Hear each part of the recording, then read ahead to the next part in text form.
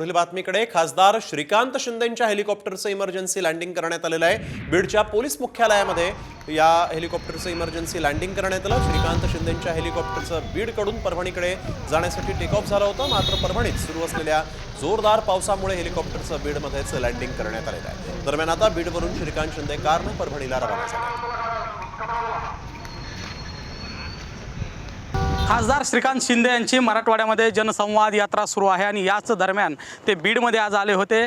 मात्र या दरम्यान ते बीडवरून ज्यावेळेस त्यांच्या हेलिकॉप्टरनं परभणीकडे टेक ऑफ केलं त्यानंतर परभणीमधील जे सुरू असलेला पाऊस आहे या पावसाचा फटका खासदार श्रीकांत शिंदे यांना बसल्याचं पाहायला मिळतंय। आपण पाहू शकतो त्यांच्या हेलिकॉप्टरने या ठिकाणाहून टेक ऑफ केलं होतं आणि त्यानंतर पुन्हा एकदा याच ठिकाणी हे हेलिकॉप्टर लँड झालेलं आहे आणि या ठिकाणाहून आता खासदार श्रीकांत शिंदे हे परभणीकडे बाय कार रवाना झालेले आहेत।